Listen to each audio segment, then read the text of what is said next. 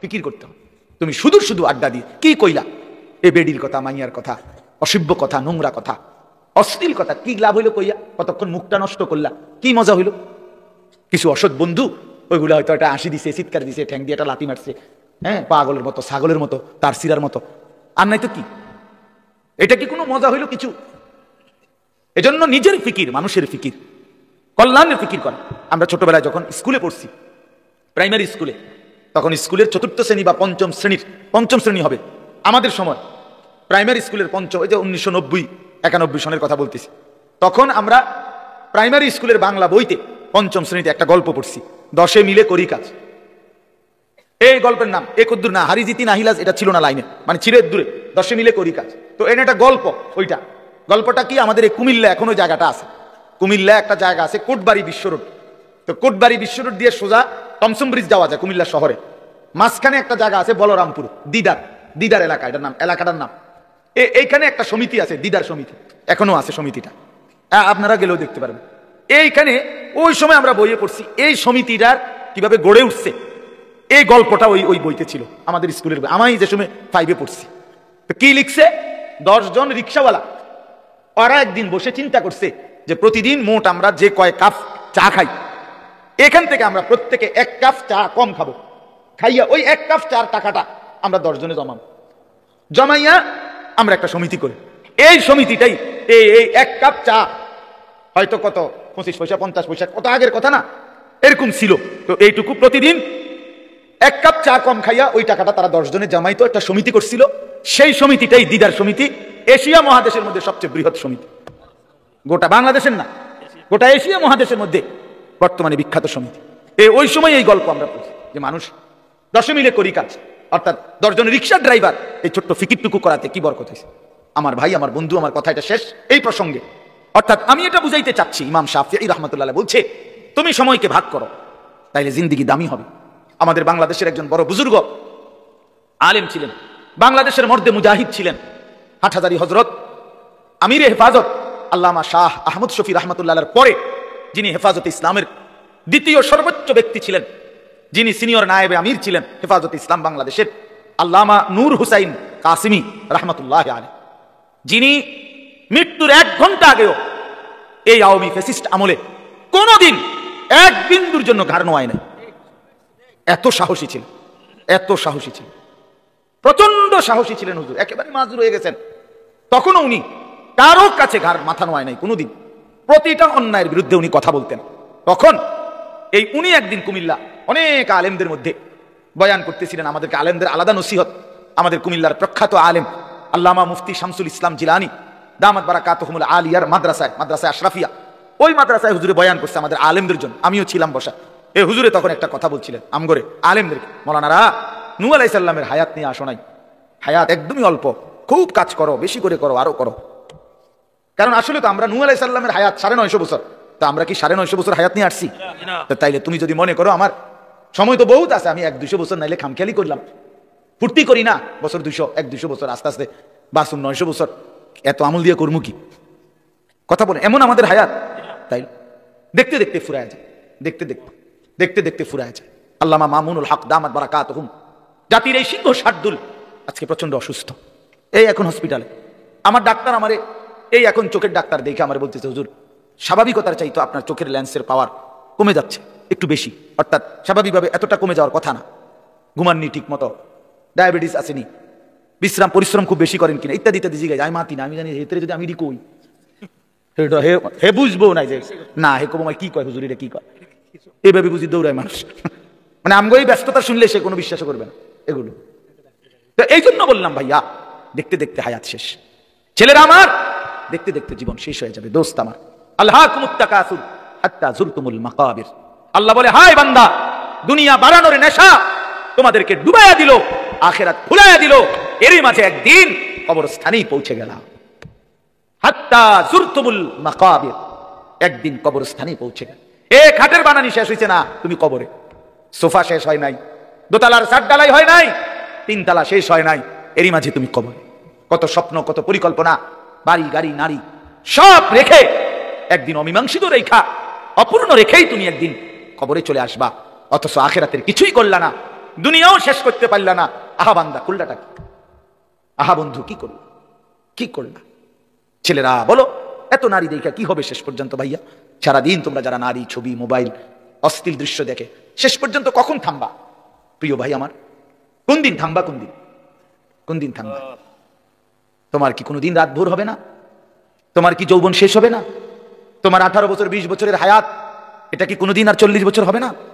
একদিন তোমার চোখের পাওয়ার কমে যাবে, একদিন কোমরের ব্যথা বাইরে যাবে, একদিন তোমারও শরীরের সমস্ত অঙ্গ প্রত্যঙ্গে দুর্বলতা চলে আসবে, খুব দ্রুত, খুব দ্রুত। আল্লাহ তাআলা বলেন, সুম্মা নুখরিজুকুম ওয়া নুকিররু ফিল আরহামি মা নাশাউ ইলা আজালিন মুসাম্মা। আমি মায়ের পেটে সন্তানকে একটি নির্দিষ্ট সময় পর্যন্ত রাখি। সুম্মা নুখরিজুকুম তিফলান, অতঃপর আমি আল্লাহ শিশু এক বাচ্চা হিসাবে মায়ের পেট থেকে বের করে আনি। এরপরে সুম্মা লিতাবলুগু আশুদ্দাকুম, এরপরে সেই বাচ্চাটা তোমরা ধীরে ধীরে শক্তি সামর্থ্যবান হতে থাকো, মানে আস্তে আস্তে কিশোর তরুণ যুবক হইতে থাকে। এই হইতে হইতে আগাইতে আগাইতে এর মধ্যে আমি আরো দুইটা কাজ করি। আল্লাহ বলেন, একটা হলো অমিনকুম মান ইউতাওয়াফা বিল ক্বাবলু, আমি এরই মাঝে অনেককে এই কিশোর তরুণ যৌবন হতে হতে মৃত্যু দিয়ে দেই। আর অমিনকুম মান ইউরাদ্দু ইলা আরদালিল উমর, আর কাউকে কাউকে আমি একেবারে চূড়ান্ত বৃদ্ধ বয়সে পৌঁছাই। কিন্তু সবাইকে সমান তালে বুড়া বানাই না। তাহলে যদিও হায়াত 60 মনে করো, সবার তো 60 না প্রিয় বন্ধু, সবার তো 60 না। তোমার যে 60 পর্যন্ত বয়স যাবে তার কি নিশ্চয়তা? তোমার দাদা ঠিক আছে 60 বছর বয়স পাইছে, কিন্তু তুমি যদি না পাও। তোমার বড় আব্বা 90 বছর বাচ্চা ঠিক আছে, তুমি যদি না পাও তো তওবা করবা কখন? তওবা করবা কখন? ওয়ালাইসাতিত তাওবাতু লিল্লাযিনা ইয়ামালুনা সাইয়্যাত হাত্তা ইযা হাদারা আহাদাহুমুল মাউত ক্বালা ইন্নী তুবতুল আন। আল্লাহ বলেন, ও বান্দা, নাফরমানি করতে করতে যখন চূড়ান্ত মৃত্যু এসে যায়, মালাকুল মউত আজরাইল পৌঁছে যায়, মৃত্যুর গড়গড়া, মানুষের মৃত্যুর পূর্বে শেষ একটা শ্বাস টান উঠে, এই গড়গড়া যখন এসেই যাবে, আল্লাহ বলে তখন তো সব নাফরমান বান্দাই বলবে, আল্লাহ আমি এখন তওবা করলাম। খোদার কসম আল্লাহ বলে, ওয়ালাইসাতিত তাওবা, সেই তওবা আমি আল্লাহর কাছে গ্রহণযোগ্য নয়, সেই গ্রহণযোগ্য নয় বান্দা। ওয়ালাইসাতিত তাওবাতু, আমি আল্লাহ তাআলা সেই তওবা গ্রহণ করব না বান্দা। তখন আর ফিরতে পারবা না ভাই আমার, ফিরতে পারবা না। মনে পড়বে সব। ওয়াজি ইয়াউমা ইদিন বিজাহান্নাম ইয়াউমা ইদিন ইয়াতাযাক্কারুল ইনসানু ওয়া আন্না লাহু যিকরা। আল্লাহ বলে, বান্দা হাসরের ময়দানে তোমাদের চোখের সামনে জাহান্নামকে ফেরেশতারা টেনে আনবে। তোমরা যখন নিজ চোখে জাহান্নাম দেখবা, লা তারাবুন্নাল জাহিম, নিজ চোখে যখন জাহান্নাম দেখবা, ইয়াউমা ইদিন ইয়াতাযাক্কারুল ইনসান, সেদিন তোমাদের দুনিয়ার জীবনের সব কথা মনে পড়বে। ওয়া আন্না লাহু যিকরা, কিন্তু বলো না বান্দা, সেদিন মনে পড়ে কি লাভ হবে? কি আজীব কথা মালিক। ওয়া আন্না লাহু যিকরা, বলো না বান্দা মনে পড়ে কি হবে? সেদিন বুঝে লাভ কি হবে? কাল্লা লাউ তা'লামুনা ইলমাল ইয়াকিন, আজকে যদি কোরআন থেকে শুনে, রাসূলের হাদিস শুনে, উলামায়ে কেরামের নসিহত শুনে আজকে যদি বিশ্বাস করতা, কত না ভালো হতো। এটা কোরআনের আয়াত। আল্লাহ বলেন, আজ যদি বুঝতা বান্দা তাহলেই খুব ভালো হতো। কিন্তু একদিন তো দুই চোখে জাহান্নাম দেখবা, নিজ চোখেই দেখবা বান্দা, সেদিন সব বুঝবা, কিন্তু লাভ কি হবে? ইয়াউমা ইউকশাফু আন সাকিন ওয়া ইউদাউনা ইলাস সুজুদি ফালা ইস্তাতিউন।